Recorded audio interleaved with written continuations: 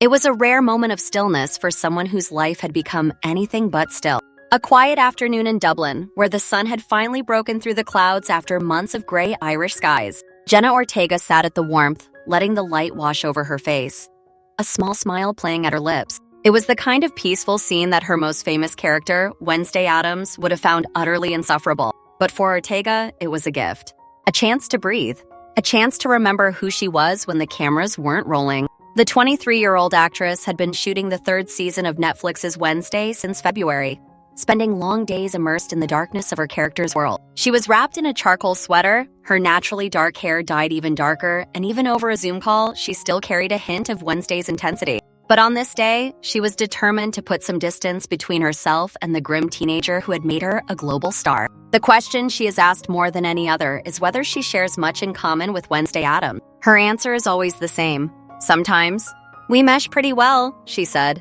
"But while I'm in production, going over scripts over and over again, and I'm there all day, every day, and in every scene, yeah, there's times where I think like her. Maybe she peeks out a bit more here and there." There is a little bit of Wednesday in all of us, Ortega believes. That underlying angst. That confusion about the world. That desperate need to be understood. It is precisely that universality that has propelled the series to such immense global success, vaulting Ortega from a promising young actor into the A-list stratosphere. She has balanced big-budget mainstream franchises like Scream and Beetlejuice with original thrillers like Miller's Girl and offbeat surrealist tales like Death of a Unicorn. On the horizon are even more ambitious projects. The title role in Taika Waititi's robot drama Klara and the Sun, based on the best-selling novel by Kazuo Ishiguro and J.J. Abrams' mysterious sci-fi fantasy, The Great Beyond. "I've been in this experimental phase," she admitted. "It's only been in the last year or so, especially with the show coming to a head and getting ready to enter this next chapter in my life and career, that I've really honed in. I've seen some things now. I've tried some things. Now it's important to me to be focused on stories and characters that I feel truly connected to." She has learned that not every experiment is a winner. Hurry Up Tomorrow, the 2025 drama she made with The Weeknd, underwhelmed audiences and became something of a meme. But Ortega does not see it as a failure. "I don't know if I can ever categorize anything as a mistake," she said. "Good or bad, you're going to learn from it." That willingness to take risks, to embrace the possibility of failure, is what sets her apart. She is not content to play it safe. She does not want to be typecast as the brooding outsider. She wants to stretch, to challenge herself, to prove that she is capable of more than the world expects of her. Klara and the Sun is a perfect example. In the film, she plays an artificial friend, a robot who sees the world with the wide eyes and open heart of a newborn. It is a role that could not be more different from Wednesday Addams. "It was very exciting for me to play this naive, hopeful, optimistic character," she said. "She's written as a back-of-the-store robot. She's an old model. She's not a standout artificial friend. Or so you think."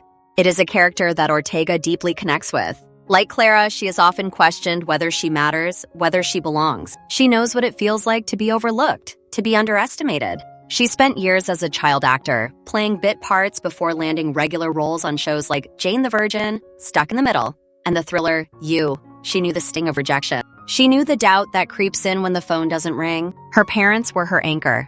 Her mother, Natalie, was an emergency room nurse. Her father, Edward, was a sheriff's deputy. They had 6 children to raise, demanding jobs, and very little free time. But they believed in their daughter's dream. They drove her repeatedly on the 130-mile journey from their home in California's Coachella Valley to auditions in Los Angeles. They sacrificed sleep, money, and comfort to give her a shot. Ortega's first movie role came at age 9, a small part in Iron Man 3. She played the disabled daughter of the vice president, a character who loses her right foot. In one scene, she sat on her leg all day to make it appear missing, and she limped to the car afterward with tears of joy streaming down her face. She was so proud, so thrilled to have been on a movie set. She refused to leave the wheelchair on set because if somebody needed her, she wanted to be ready. When the film came out in 2013, her family celebrated in a way she will never forget. They went to a multiplex in Rancho Mirage and watched the movie on multiple screens, hopping from theater to catch her brief appearance each time. "We were hopping from theater to watch the same part of the movie," she recalled. "It was really sweet. My friends and family would run in and stand on the side of the theater, and then everyone would cheer and scream. Then we would run over to the next one and do the same thing, repeatedly." That moment crystallized for her what she truly loved about acting. It wasn't the fame. It wasn't the money. It was the joy she saw in her family's eyes. The thrill wasn't for me. It was the fact I had begged my mom to let me do this thing, she said. To see my family get excited about something that I was able to accomplish because I was stubborn and persistent enough to have made them proud. That was what was exciting to me. Now that she has reached a level of success she once only dreamed of, Ortega is using her platform to take even bigger risks. She is working with J.J. Abrams on The Great Beyond, a highly secretive project that she describes as a fantasy film about another world out of sight and sound. She plays a lost young person in a new city with a confusing history who finds a friend in Glenn Powell's character. She has an obsession, she revealed. Something she loves so passionately that it takes over her entire personality. It was nice for me to play somebody who's just obsessed with something like that, she said. A freak in a different way. The third season of Wednesday is expected to debut in 2027, and Ortega says the character is more uncertain than ever. The kids are seniors in high school now, facing the precipice of adulthood. They are dealing with confrontational feelings regarding family and what it means to be an adult.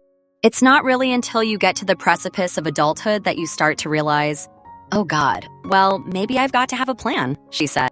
Ortega knows that feeling well. She has been figuring things out her entire life, but she has come to understand that the uncertainty is part of the journey. I've gotten such a better understanding of who I am as a person and what I want from the world, she said. I wouldn't have been able to get that understanding of my position had I not gone through phases of trial and error. She is not afraid to fail. She is not afraid to take risks. She is not afraid to be misunderstood.